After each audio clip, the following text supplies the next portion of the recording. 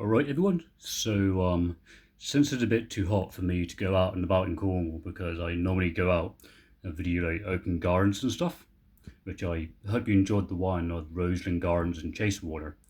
So what I'm doing here, I've created a Cholla garden. Now, a lot of people will say Cholla, but it's actually Cholla. It's Choya. Then you space it out, that's Choi. Then it's Y-A, Cholla. But a lot of people like to say Chola, but it's better. It's better for like a Spanish word as well. So this is basically the start of my, well, actually not the start, but the kind of like finish of my Cholla garden. Because being in Cornwall, we can't really put them outside because there's too much wildlife, and some of these are very spreadable ones, and you don't want them all over Cornwall. But I do have new arrivals, and as it is now, it's staying as it is now anyway. So the first one we got here is the Salonsapuntia viviflora. So basically, this is, I think it's kind of like a cane cholla. Yep, viviflora. This one here is a very rare one. You can't really get this in the UK. It's a low forming bushy type one, but beautiful.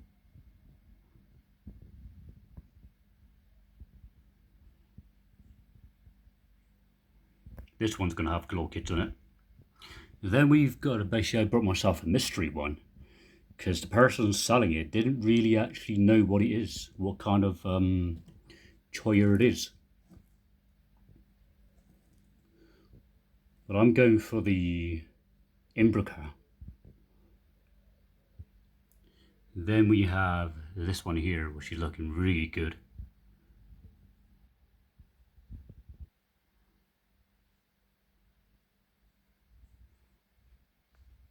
Just got the label a minute. There we go. So this is from, where is it? Tony Irons Cacti, Somerset. Don't know? Yep. Yep. And it's the Salonsapuntia verticillata. As you can see by the spikes, it looks a bit like the sorry, it looks a bit like the Salonsapuntia rosea. No, sorry, the melista. Salonsapuntia melista. A bit like that one there. Looks a bit like that one. Well, you can see the difference here. It's more dense on the actual stems. It's more dense, but this one's kind of packed in a bit because it's been just arrived. Now we've got one here, which is similar to the Salonsapuntia rosea, but it's pure white as well. It's like white, all white. So the rosea, they've got like a kind of a rosy color type tinge on their modified leaves.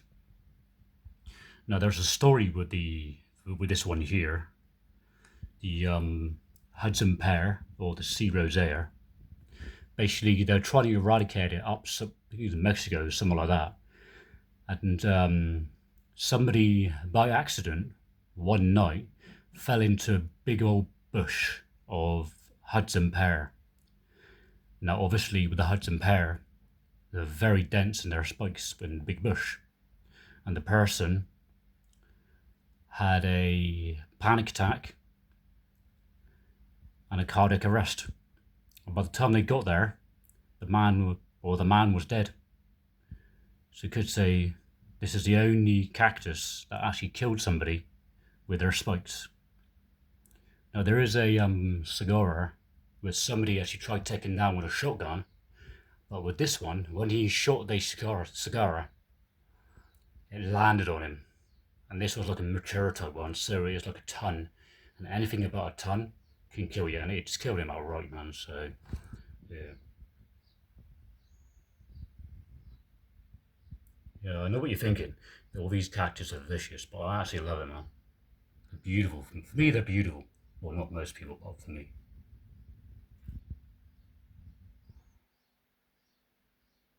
I mean, yes, Fair enough, they do have big spikes or big modified leaves.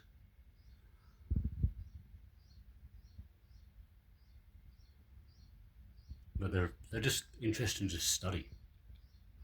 My blue Cholla, that one's thickening up on the base. Now here, the Fulgida, that one's getting there. It's thickening up a bit on the girth side of it, so it's a bit girthier. This Fulgida, it's not too bad. It's kind of opening up now at the top side. Now we've got another new one here. That's the Cylindropuntia, what's it? Molista, or the what do you call, molesting cactus. That's a bit more bigger than this one. So we've got 3 different ones here. But I'm going to be passing on this one here. This cutting to the lady who does my haircuts. She's going to have that one, so they're going to be minor ones. Now this Fulgida here, looking really good. And look at the base of this one here. Just turn it around. That's really good base. Now you see the colours actually showing up properly. Now the distance now, it's not too bad, but when you get up close, the modified leaves are actually bright yellow. So they're similar to a Tibet cactus, but not so dense. And on top here, don't know if you can see it, there's actually a new section forming, which is good. It take years and years to get up to get more segments on these ones. Now this one here is interesting. This is the Gracina, the dog Cholla.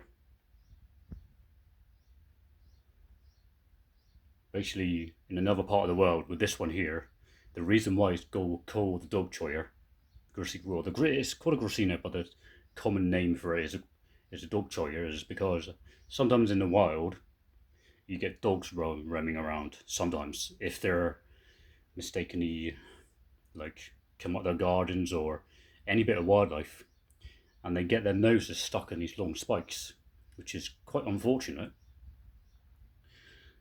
And as you can see, these spikes are vicious, but they're beautiful. Vicious but beautiful. Big old spikes. Oh, you know what the back one is now. I've actually got some cuttings here, which somebody posted me.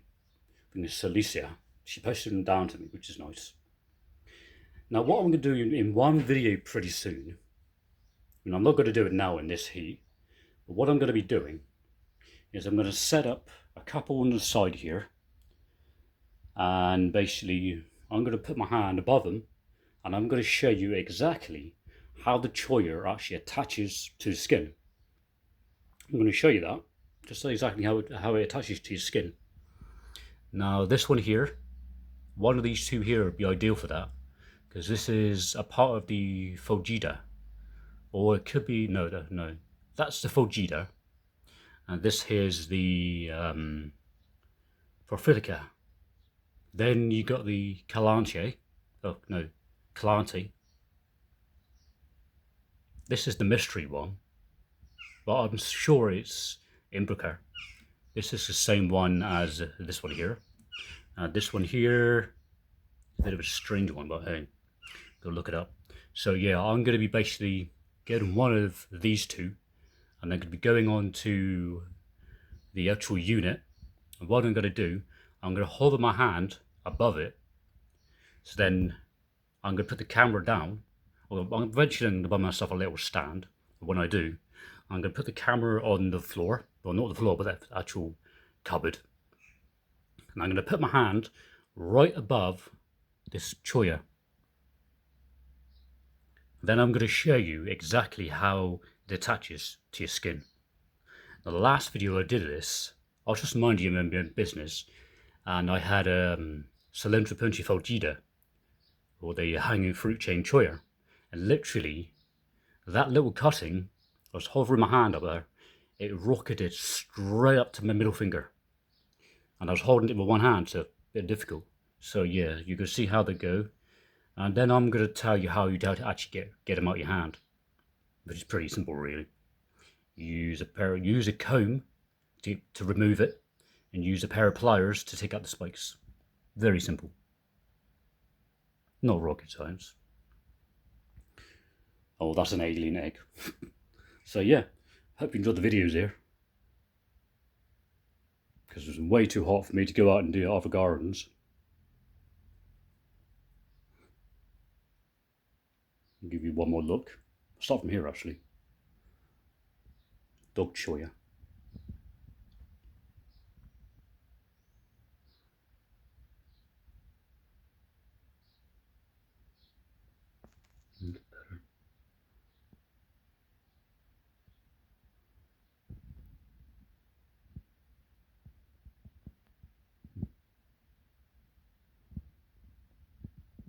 Beautiful.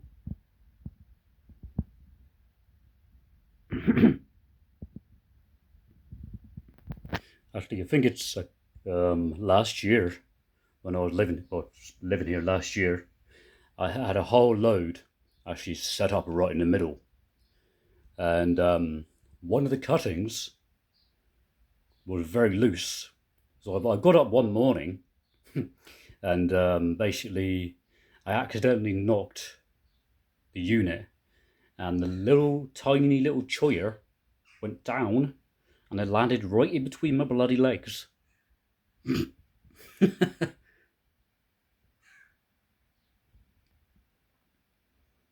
Vicious bloody things. Oh, they're brilliant though.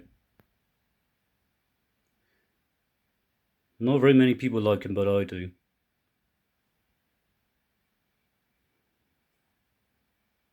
It'd be nice to see this one here actually growing out and sprouting out more.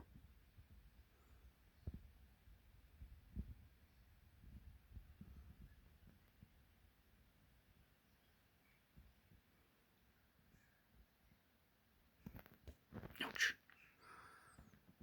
Yeah, I've been pricked quite a lot bringing these new ones in, but I don't really, the pain doesn't really bother me. I'm used to pain pretty much.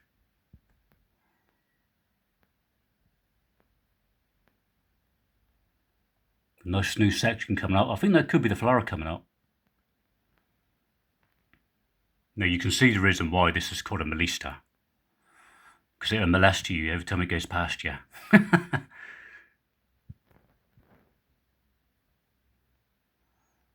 mean, I did have them in front of the window, but they were in my way every time I tried opening up the windows, so I had to put them back here again.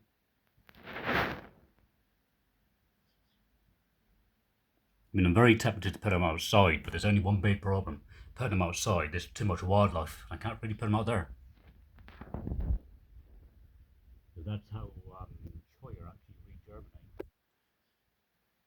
Where they're from, they actually drop their segments, and whatever's near it catches it by accident, travels however far, sort of rips it off, and that's where they grow.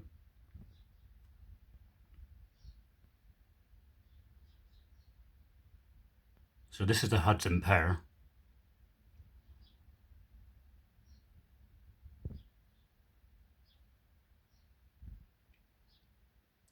This one's looking really good actually. The segments are actually starting to get up quite good now. But just imagine getting tangles and something like this, about maybe 2 foot high and about 3 foot wide. Yeah, you won't get out of that too easy. I might actually get a little, well, I might actually buy an artist brush and go around these choyer just to see if there's any cochin bug, what a cochin bug, red little bugs like that, little red ones. They use for like dyeing and stuff. Because basically what happens, the female, I'd call it the cochina bug. Basically, the female's red, and it doesn't really like have any decent legs or anything like that. And it goes onto the cactus and actually sucks away at the cactus. But the male one flies around and lands wherever it wants. So then the female, the male is bigger than is smaller than the female.